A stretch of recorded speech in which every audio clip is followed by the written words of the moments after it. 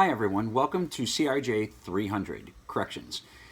You should have received the initial course announcement with me welcoming you to the course with my contact information in it.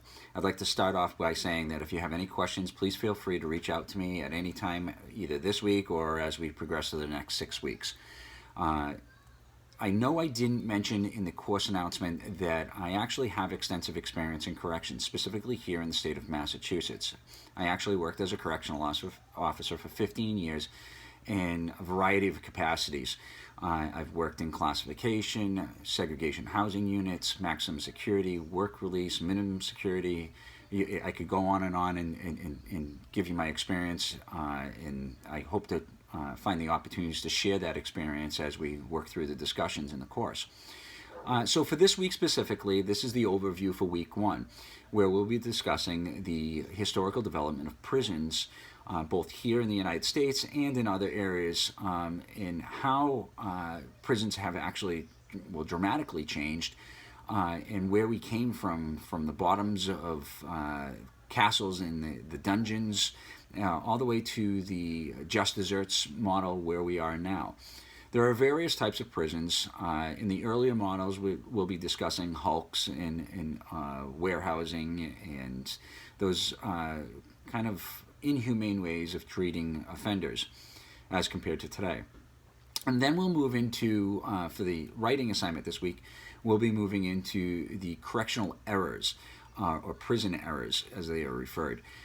All the way dating back to the treatment model, medical model, penitentiary model.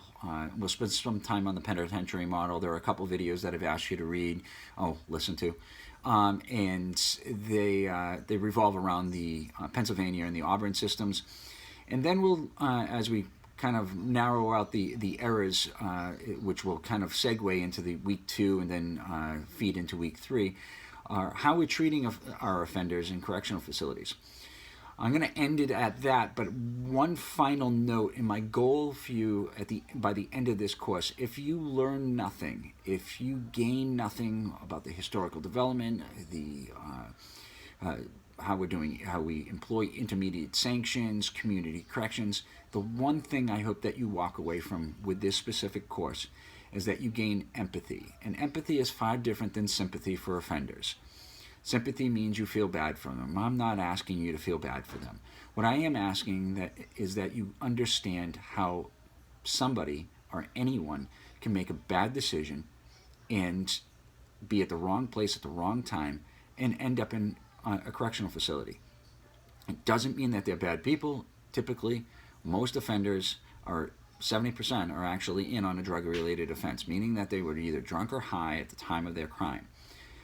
We have an epidemic here in the state and across this country, and it's impacting our families and our friends. I just hope that you, at the end of the course, that you don't look at every offender as a cog on the shelf and as the worst person on the planet. Because having worked inside and having sat with inmates and communicated with them as a correctional officer, not as a social worker, I came to understand that we all make mistakes, and we just end up in the wrong place at the wrong time. And it doesn't make them bad people, it just makes them individuals that made bad mistakes. So please have empathy for them by the end of this course. And if you have any questions, like I said, feel free to reach out to me. I look forward to progressing through the next 6 weeks with each of you. Thanks. Bye.